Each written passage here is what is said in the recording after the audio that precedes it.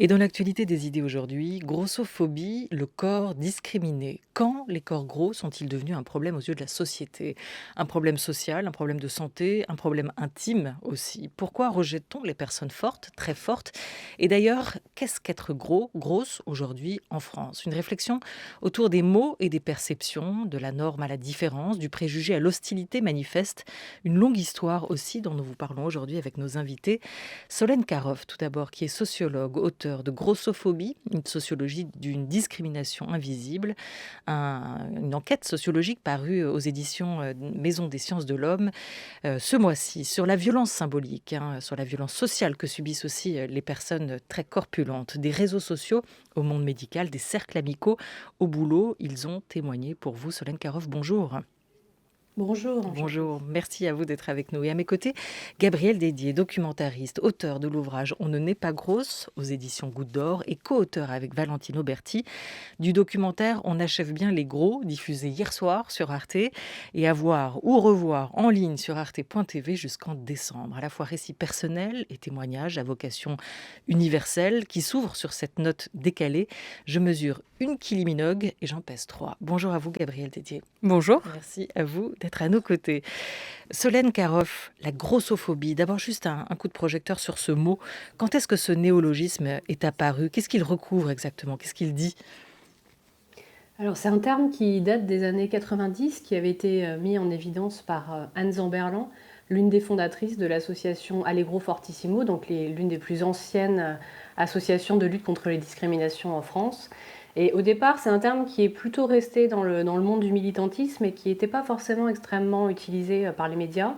Et finalement, c'est vraiment depuis quelques années qu'on voit vraiment une utilisation très fréquente de ce terme qui maintenant est même dans le dictionnaire.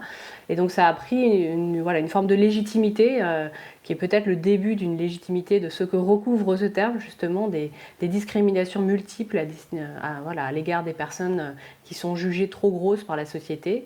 Donc on peut espérer que la visibilité du terme puisse peut-être énoncer la visibilité d'un phénomène particulier, on verra. Voilà, et on retrouve ce suffixe, ce terme plutôt phobos, du grec frayeur, crainte, répulsion, que l'on peut trouver dans d'autres mots comme xénophobie, homophobie. Là, on vous parle aujourd'hui de cette grossophobie et de ce que ce mot recouvre. Parce que cette réflexion, elle commence, Gabriel Dédier, par un arrêt sur langage. Quel mot pour le dire ? Grosse, en surpoids, à forte corpulence, obèse, ça a son importance, ça fait la différence, comme on va l'entendre dans cet extrait de votre documentaire. On achève bien les gros. Je vais quand même vous dire qu'on va utiliser le mot gros et pas d'autres mots, parce que le mot gros, il est important. C'est pas censé être une insulte, le mot gros, c'est un adjectif. Si on me dit que je suis grosse, factuellement, je suis grosse, c'est comme ça, c'est un état de fait, je suis grosse. C'est pas censé être une insulte. Si je vous dis que j'ai un gros compte en banque, ce qui n'est pas le cas. Si je vous dis que j'ai un gros compte en banque, c'est pas du tout problématique. C'est important d'utiliser le mot gros, donc sur ça, on va être tranquille aussi. Là, c'est à votre tour de me poser les questions et vous me posez toutes les questions que vous pouvez. Donc, oui. J'avais une question. Est-ce que vous avez déjà eu des relations sexuelles? Oui. Oui, j'ai déjà eu des relations. Je ne suis pas vierge. Voilà, oui. Est-ce que quand vous étiez au lycée, vous avez des amis ou vous étiez vraiment toute seule? C'est pas parce qu'il est gros qu'il faut le discriminer. Et c'est pas de sa faute, entre guillemets, quoi. Enfin, un peu, mais pas trop. Ah, pourquoi un peu? Je sais pas, quand on commence à voir qu'on commence à prendre du poids, faut prendre des mesures. Enfin, essayer au moins d'éviter de le devenir. Et souvent, ça arrive qu'ils vont jusqu'à être gros. Et par exemple, des gens qui travaillent au bureau, et vu qu'ils mangent beaucoup et qu'ils bougent pas assez, ils grossissent. Il y a des gens qui grignotent énormément, qui mangent tout le temps, et le problème, c'est qu'ils n'arrivent pas à se contrôler. Mais il y en a qui c'est de leur faute. C'est eux qui font, par exemple, ils font pas grand-chose, du coup, ils sont dans leur canapé à manger n'importe quoi. Et au final, qu'ils arrivent à maigrir, mais il y en a qui ont des maladies, alors ils n'arrivent pas. Du coup, c'est pas leur faute. Voilà, beaucoup de choses sont dites dans cet extrait puisque c'est le but justement, c'est un échange de paroles, Gabrielle Dédier. Mais sur la question du mot, pourquoi vous choisissez de dire gros ou grosse? Parce que je trouve que, enfin, moi j'aime bien aller droit au but et je pense qu'il y a vraiment, vraiment grosse, c'est quelque chose enfin, qui m'a fait souffrir pendant longtemps, hein, quand j'étais petite. Enfin, à chaque fois qu'on me disait que j'étais grosse, j'avais l'impression que c'était une humiliation qui sortait de la bouche des personnes. Et la réalité, c'est que, enfin, factuellement, je peux être grosse sans que ce soit, enfin, sans que ça puisse avoir cette connotation-là. En fait, oui, je suis grosse. Et alors, je suis grosse, c'est comme ça. Et donc moi, oui, j'ai décidé de le dire parce que je trouve qu'il est toujours mieux utilisé dans ma bouche que dans la leur. Dans la leur, c'est qui, eux? Bah, ceux qui voudraient penser qui me font du mal ou qui veulent me secouer les puces en me disant mais non, mais rends-toi compte. C'est comme si on répétait ce mot comme si nous on le savait pas qu'on était gros en fait et donc enfin je sais pas, on passe pas son temps à me dire que j'ai de jolis yeux bleus et ben on n'a pas va passer son temps à me dire que je suis grosse en fait. Et grosse, c'est vraiment les mots qu'on entend dans les cours d'école, hein. Oui. C'est les premiers mots qui viennent pour qualifier, désigner de la part des enfants. Et donc les premières insultes ou reproches ou préjugés que vous vous êtes pris aussi dans le visage et que beaucoup entendent aujourd'hui. C'est vrai qu'après, on a tendance à édulcorer à travers les mots certaines réalités ou à les médicaliser. C'est ce que le mot obésité traduit pour vous. C'est pour ça que vous ne l'employez pas. Vous dites pas je suis obèse. Ah bah, en tout cas, quand je l'emploie, c'est dans un cadre qui est assez précis. Et quand j'en parle avec mon médecin, je suis obèse. Après, quand je parle avec les autres gens, j'ai pas besoin de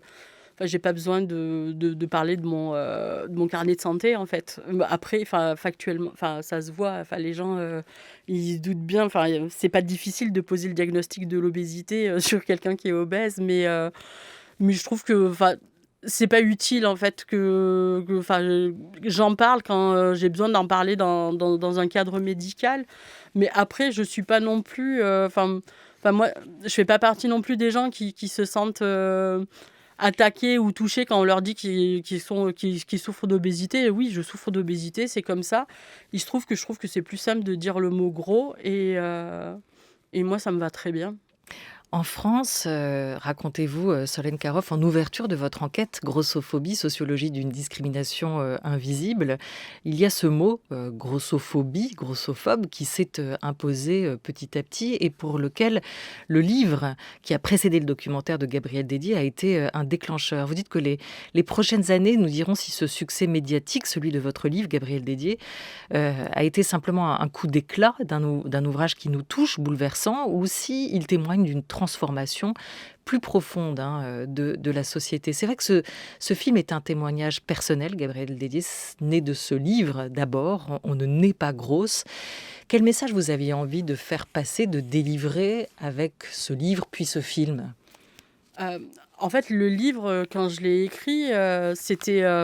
Enfin, j'avais plus d'appart, j'étais à la rue, hein, j'avais plus d'appart, j'avais plus de travail. J'avais des amis qui montaient une maison d'édition et il se trouve qu'on avait discuté de ce sujet et qui pensaient que ce serait bien que j'écrive là-dessus. Et moi, je voulais pas au début, j'avais peur d'écrire sur ça. J'étais dans le rejet total, en fait, d'écrire sur les gros, d'écrire sur la grossophobie parce que c'est quelque chose que je venais à peine de dire aux gens. En fait, on était en 2016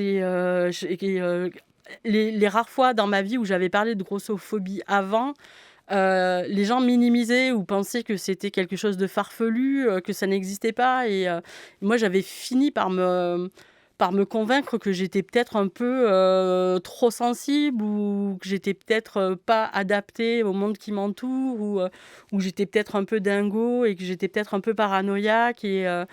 Alors que non, je savais que je vivais quelque chose qui était profondément injuste. Et écrire ce livre, c'était... le livre, je ne l'ai pas écrit pour les gros, en fait. Le livre, je l'ai écrit pour expliquer. Enfin, moi, j'y suis allée un peu comme une sorte d'exploratrice, en fait. Voilà, il y a un monde qu'on ne connaît pas qui s'appelle les gros et la grossophobie.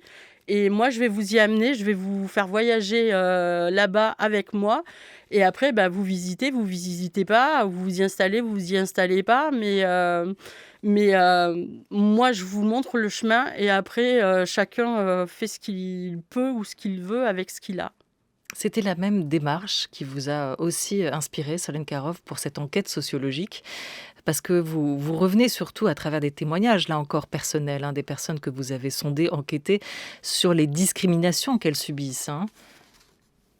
Oui, tout à fait. L'objectif, c'est aussi de visibiliser une discrimination qui, à la base, est quand même très souvent invisibilisée, notamment parce que c'est même pas encore considéré dans le code pénal comme un critère de discrimination. Alors bien sûr, les personnes peuvent porter plainte sous d'autres critères de discrimination, notamment l'apparence physique, l'état de santé, etc. Mais c'est vrai que ça n'existe pas encore comme critère unique. Et c'est vrai que ça pose question quand même, vu l'ampleur de ce type de discrimination, de stigmatisation que vivent ces personnes dans toutes les sphères de la vie quotidienne, que ce soit au travail, donc dans la sphère professionnelle, chez le médecin, dans leur vie privée également, dans l'espace public, etc. Donc mon objectif, c'était un peu de faire le point en fait sur cette question de la grossophobie, donc en reprenant à la fois l'enquête que j'ai pu mener durant ma thèse, mais également tous les travaux, et notamment les travaux récents qui ont été faits en sociologie ou en histoire ou en sciences politiques, en France et puis aux États-Unis, parce qu'aux États-Unis, il y a beaucoup plus de données qu'en France. Voilà, pour faire un peu le point de la question et voir où on en est justement des informations que peuvent apporter les sciences sociales sur ce sujet. Il y a énormément de choses qui ont déjà été montrées, énormément de choses qui restent à faire, bien entendu.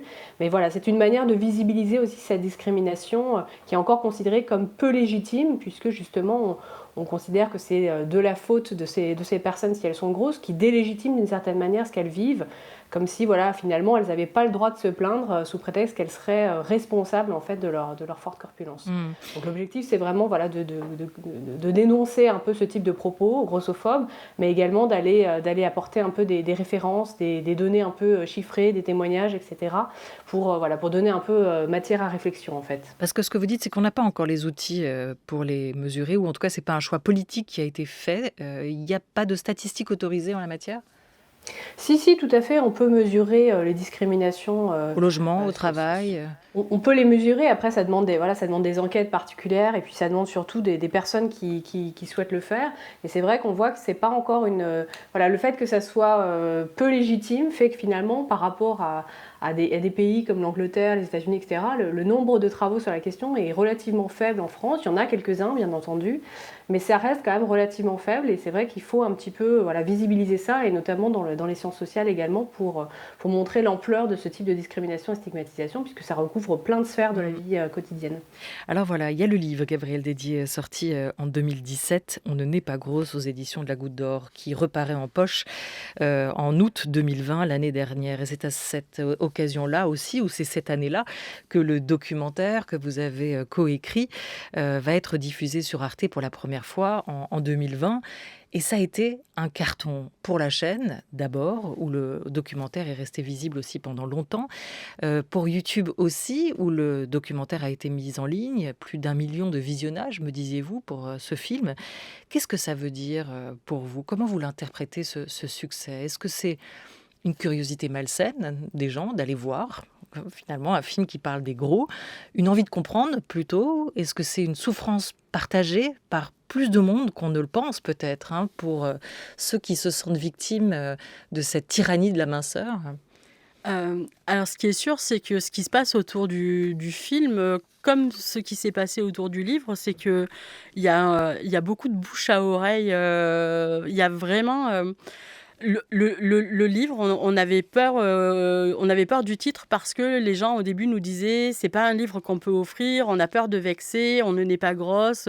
Enfin la personne, elle pourrait être vexée si on lui offrait. Donc au début, on n'était pas très à l'aise avec ça et il se trouve que très rapidement, c'était plutôt le contraire. C'était, à Noël, des filles qui a acheté, pour toute la famille, pour toutes les femmes de la famille, acheté le livre en fait. C'est comme ça que ça s'est passé et après avec une bonne caisse de résonance médiatique, j'ai eu de la chance et pour le film en fait, je sais qu'il y a eu beaucoup de curiosité, de la part des téléspectateurs de voir cette nana en maillot de bain, à la piscine, qui se pose Et donc, on m'a beaucoup dit, j'y suis arrivée par hasard, et j'y suis restée.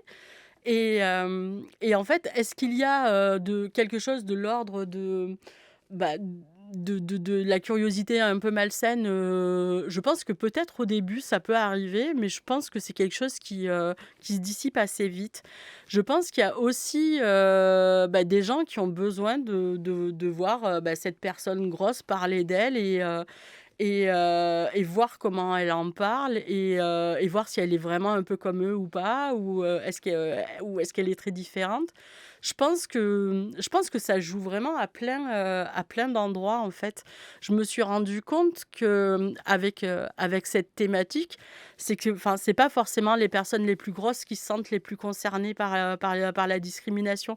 Il y a quelque chose de l'ordre de l'empathie qui se joue avec des personnes qui ont, des discriminations, qui se jouent sur d'autres endroits, en fait. C'est comme un peu s'il y avait une matrice qui faisait que, on faisait écho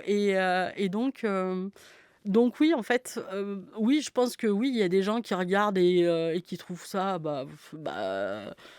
enfin, qui doivent même penser que ça sert à rien ou que, enfin voilà, mais je pense que la curiosité, se dissipe, pour suivre ce qui se passe, durant l'heure, de film. Pour essayer de comprendre. Il y a quelque chose de l'ordre de la prise de conscience progressive, hein, Solène Karoff, qui est en train de se jouer en ce moment, comme vous l'évoquez, l'arène médiatique. Vous en parlez aussi, hein, Solène Karoff. Pour le coup, dans cette histoire, les médias ont servi de relais, mais vous êtes aussi l'une et l'autre assez critiques, hein, sur le rôle des médias dans cette perception, dans ce stigmate, dans ces préjugés qui se sont installés au fil des années, des médias qui sont parfois aussi des entrepreneurs de morale, hein, Solène Karoff. Oui, tout à fait, parce que c'est vrai que les médias, ils servent aussi de caisse de résonance par rapport aux représentations sociales grossophobes. On le voit très facilement dès qu'on regarde des films, lorsqu'on regarde un documentaire justement sur ces problématiques-là, où effectivement il y a beaucoup de raccourcis, beaucoup de préjugés, même de représentations extrêmement négatives de la grosseur et de l'obésité. Et c'est vrai que voilà, il y a des médias qui font pas forcément ce travail justement un petit peu de mise à distance de ces questions-là, En tout cas, de ils disent, complexification aussi de ouais. ces questions-là. Et ils disent ce qu'est la norme, hein, et c'est le cas notamment des magazines féminins. Vous faites un retour d'ailleurs sur l'histoire des corps, hein. La grosseur contredit a priori des référents esthétiques qui sont quand même vieux comme la Grèce antique, et ces sculptures de corps musclés pour les hommes, de corps tout en rondeur sensuelle pour les statues de femmes. On dit bien belle comme une déesse, hein, par ailleurs.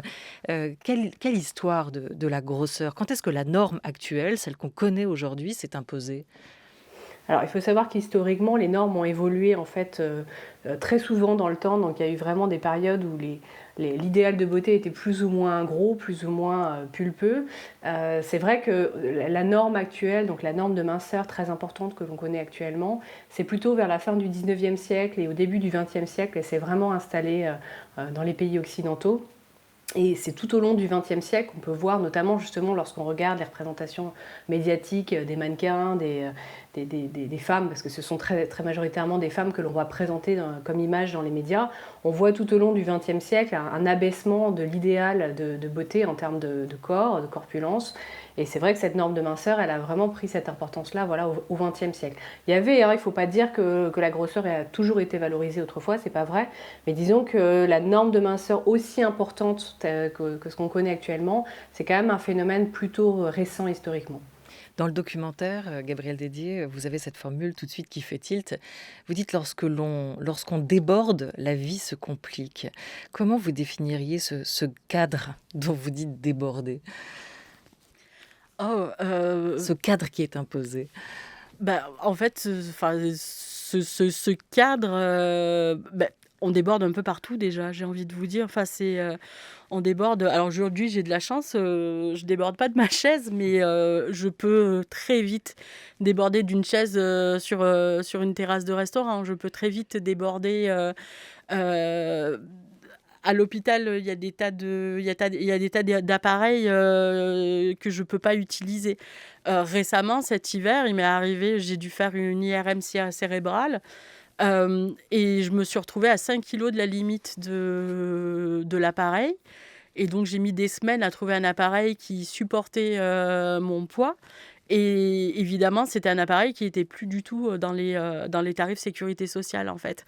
Donc, c'est aussi ça, déborder, en fait. C'est se retrouver avec un problème de santé, devoir aller chez le médecin et devoir soi-même trouver une solution pour trouver un appareil, alors qu'on vit à Paris, dans une capitale européenne. Et on met des semaines à trouver le bon appareil pour vérifier si on n'a pas une tumeur au cerveau, en fait.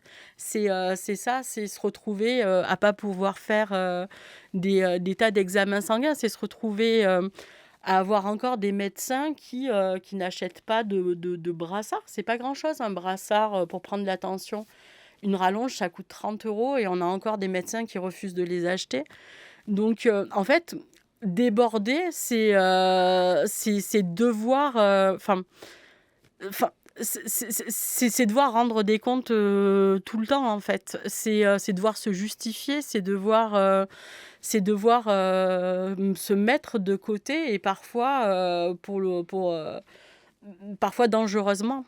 Et déborder, c'est aussi déborder symboliquement, socialement, politiquement, déborder du cadre ou de la norme imposée. On va écouter un extrait d'un documentaire de France Culture de 1994. Moi, j'ai fait le grand parcours du combattant, comme tout le monde. Je suis restée 21 jours sans manger. Enfin bon, après, on reprend toujours plus de poids. Enfin, c'est le système du yo-yo qui est bien connu maintenant. Effectivement, j'ai dû peut-être perdre 150 kilos en 20 ans. Je dois faire 143 aujourd'hui. J'ai goût de chance. Et puis, c'est vrai que quand je me suis retrouvée sans travail, j'ai eu très peur parce que j'avais un enfant à élever. Et je me disais, je sais que si eux ne m'acceptent pas, mais qui va m'accepter ? Je suis allée sur une table d'opération espérant retrouver des formes un peu plus cohérentes pour être acceptable pour les autres. Et d'une part, ça s'est pas très bien passé, d'autre part, ça n'a pas fait grand-chose. Voilà. Le gros, pas que la grosse, le gros se retrouve toujours ou le méchant ou le pas beau ou l'idiot dans les publicités. C'est un petit peu difficile à vivre par moments. Et puis l'autre fois, là, j'ai pris une grande colère. Je n'ai pas pu retrouver le document, mais effectivement, il y a eu un tout petit film dont je n'ai pas le texte, malheureusement, donc je ne peux pas en parler plus que ça. Mais les images donnaient, en parallèle, des enfants du Biafra, ou ces enfants complètement dénutris. Et parallèlement à ça, une famille européenne, le père, la mère, l'enfant style un peu groseille, énorme, en train je dirais, de baffrer, parce qu'il n'y a pas d'autre mot, des spaghettis avec des gros plans sur la bouche, ainsi de suite. Solène Karoff, quelle valeur de la société les personnes grosses contredisent-elles, hein? Quelles normes transgressent-elles pour que ces réactions soient suscitées? Qu'est-ce que vous avez, vous, retenu de ce témoignage qui recoupe ceux que vous avez collectés pour votre enquête grossophobie, sociologie d'une discrimination invisible? Cette idée peut-être déjà de la responsabilité qui est renvoyée à la personne concernée, responsabilité de son surpoids, alors que les causes sont quand même sont multiples, non? Tout à fait. Alors, on pourrait dire que les personnes grosses, en fait, on va dire, débordent des normes morales et médicales, les deux étant extrêmement liés depuis très longtemps. D'un point de vue moral, c'est effectivement la responsabilité individuelle, la faute, la culpabilité qui est attribuée aux personnes grosses en faisant complètement abstraction de l'extrême diversité des causes de l'obésité. Et d'un point de vue médical, c'est complètement lié, c'est également le fait d'une accusation de ne pas prendre soin de sa santé, justement avec l'idée qu'il faudrait nécessairement maigrir pour prendre soin de sa santé, quitte à passer sur le billard et à faire une chirurgie bariatrique. Mais il y a vraiment un petit peu cette moralisation et cette médicalisation qui sont justement des normes très importantes dans la société et qui sont justement une des manières de justifier en fait les discriminations que vivent ces personnes-là, justement, puisque leur corps va être jugé comme immoral et comme malsain, donc avec une dimension vraiment médicalisation qui est très forte. Oui, à la fois éthique et à la fois médicale, hein, comme vous Tout à l'évoquiez, fait. avec l'idée que c'est un problème de santé et qu'avec un peu plus de volonté, c'est un problème qui pourrait être résolu et que la personne pourrait à son tour revenir dans la norme. Capucine, hein, dans votre enquête, elle raconte les violences médicales qu'elle a subies. Et vous le dites vous-même, hein, l'obésité, c'est à la fois un problème de santé, ça peut l'être, mais c'est aussi des problèmes de santé qui peuvent être engendrés par le fait de vouloir à tout prix se faire maigrir, hein. Et ça, c'est un autre problème. Il y a un paradoxe, ce paradoxe-là qu'on retrouve dans les politiques de santé, Solène Karoff, hein. Oui, tout à fait. C'est vrai qu'il y a une forme de paradoxe à la fois de vouloir faire en sorte que les personnes grosses puissent être en bonne santé, hein, que les patients obèses puissent être en bonne santé. Donc ça, c'est les politiques publiques qui essayent de mettre en place voilà, un certain nombre d'actions. Et en même temps, les solutions qui sont proposées sont des solutions extrêmement déjà individualistes, puisque c'est toujours la personne grosse qui doit prendre en charge sa santé, donc faire une chirurgie, faire un régime, faire du sport, etc. On ne lui donne pas forcément les moyens non plus de faire tout ça correctement. Et puis d'un autre côté, il y a un certain nombre d'éléments qui sont importants pour la santé de ces personnes-là, qui ne sont pas forcément très bien pris en charge par les politiques publiques. Ça peut être les questions de santé mentale, qui sont extrêmement importantes dans plein de cas de figure, notamment toutes les questions de troubles du comportement alimentaire qui peuvent être extrêmement importants. Mais ça peut être aussi justement la question de la grossophobie médicale. Gabriel Dédier racontait tout à l'heure sa difficulté à trouver des équipements adaptés. Je trouve que c'est aberrant quand même dans une société qui revendique justement le fait qu'il faut que les personnes obèses soient en bonne santé, d'avoir des difficultés comme ça à prendre soin justement de sa santé. C'est une forme de grossophobie médicale, de discrimination médicale qui peut avoir des conséquences sur sa santé. Et les témoignages que je montre dans mon livre justement montrent bien un certain nombre de situations où les personnes se sont retrouvées à avoir des conséquences pour leur santé parce que justement elles n'ont pas été bien prises en charge.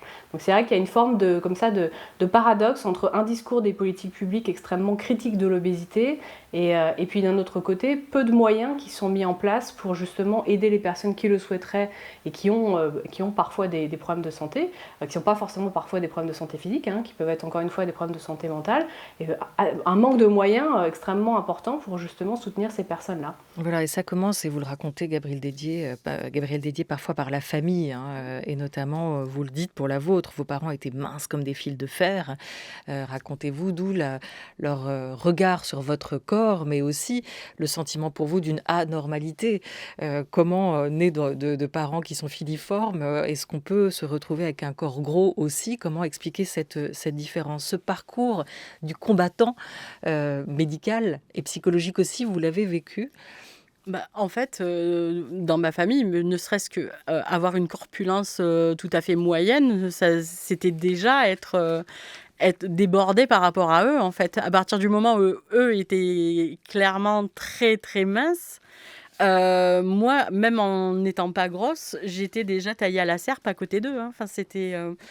Et pardon, je suis désolée, Est-ce que du coup, après, vous avez voulu maigrir? Vous avez cherché à vous faire maigrir? Est-ce que vous êtes allé voir des médecins? Comment vous avez, vous, entrepris ce parcours médical qui semble un peu incontournable? Oui, tout à fait, mais après, mes parents, ils me mettaient pas non plus... Enfin, ils me disaient que j'étais grosse, mais ils me disaient pas, il faut que tu fasses un régime, etc., etc. Enfin, mais forcément, bah, moi, je finis par m'en convaincre, en fait. Quand moi, j'ai mon père qui dit à ma mère qui fait 45 kilos qu'elle est toujours trop grosse, je l'entends, en fait. Enfin, moi, j'ai 11 ans, 12 ans, j'entends mon père qui dit à ma mère qui fait 45, 46 kilos qu'elle est trop grosse.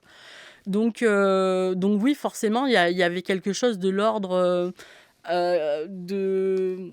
Je sais pas comment dire, mais enfin, j'avais pas le bon référentiel, en fait. C'était pas ma mère qui avait un problème, elle n'était pas trop grosse. Enfin, c'était mon père qui avait un sérieux problème avec le corps de ma mère, en fait. Et qui avait un sérieux problème avec son corps à lui, avec le corps de tout le monde. Et du coup, vous avez vu ça vous-même comme un problème qu'il fallait régler? Oui, mais après, il y avait des périodes où j'étais plutôt dans le... enfin, vous êtes complètement à côté de vos pompes et en gros, je fais ce que je veux et vous me laissez tranquille. Mais il y avait des moments où, bah oui, enfin, il y avait... Enfin, je sais pas, quand mon père amenait mes sœurs au restaurant et que moi, il voulait pas m'amener au restaurant, Oui, je finissais par faire un régime où c'est arrivé que mon père, pour des anniversaires, m'offre des substituts de repas, en fait. Enfin, c'était un cadeau d'anniversaire, un substitut de repas au chocolat. Et du coup, si j'avais perdu assez, il pouvait m'amener au restaurant après. Ça sous-entendait, il me disait jamais que je lui faisais honte, mais il me disait, enfin, c'était bien plus vicieux que ça, en fait. Et du corps médical, vous avez trouvé une oreille attentive, une oreille compréhensive, ou comme l'évoque à l'instant Solène Karoff, il y a encore un décalage, une incompréhension aussi de la part des médecins. Non, il y avait, mais absolument pas du tout. Le médecin de famille, en fait, pour lui, enfin, il y avait, si mes parents voulaient que je maigrisse, je maigrissais, et s'ils voulaient pas que je maigrisse, je maigrissais pas. Enfin, c'était un peu comme ça. Et puis après, quand j'ai grandi, à partir de mes 13 ans, mes parents se sont séparés quand j'avais 13 ans. Et mes parents, là, ne venaient plus jamais avec moi chez le docteur. J'étais seule. Et donc, et je refusais que mes parents m'accompagnent chez le docteur. Enfin, je me sentais adulte à l'époque, hein. Et donc, j'allais toute seule voir des spécialistes, sauf que je me prenais des phrases qui étaient hyper difficiles à encaisser de la part de certains médecins, notamment du nutritionniste que j'aurais vu plus tard. Et ça, j'étais toute seule pour vivre ça avec, en fait. Et si je m'en plaignais à mes parents, ils me disaient, c'est ton problème, en fait. T'es une grande fille, tu gères et on va pas gérer à ta place. Donc, Alors, est-ce que la parole évolue?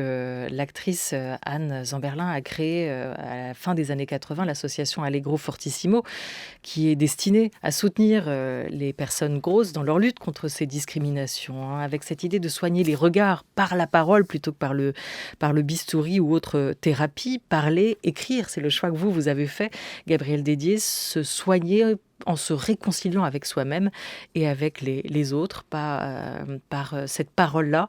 Est-ce que vous avez le sentiment que ça commence, Solène Karoff, et on terminera avec vous, à faire effet aujourd'hui? Est-ce que la réponse des pouvoirs publics à ces questions a évolué? Est-ce que l'État a commencé à lutter contre ces discriminations? Tout doucement, on va dire, mais c'est vrai que le travail des militantes et du militantisme de manière générale est fondamental, parce que ce sont souvent elles justement qui permettent de visibiliser et puis d'aller taper du poing sur la table avec des revendications de justice sociale et de lutte contre les discriminations. Donc j'espère que leur parole pourra être entendue et j'espère que justement les travaux de sciences sociales pourront nourrir un petit peu cette réflexion et ces actions. Mais pour le moment, on est encore très loin d'une vraie prise de conscience politique du problème. Merci beaucoup à toutes les deux d'avoir été autour de cette grande table virtuellement pour vous, Solène Karoff. Grossophobie, c'est le titre de votre enquête qui paraît ce mois-ci aux éditions Maison des Sciences de l'Homme. Merci beaucoup à vous, Gabrielle Dédier, d'avoir été avec nous. Ce documentaire, il est à voir et à revoir sur Arte. On achève bien les gros. Il a été diffusé hier soir. Il a été réalisé, ou coécrit plutôt, avec Valentine Auberti. Merci beaucoup.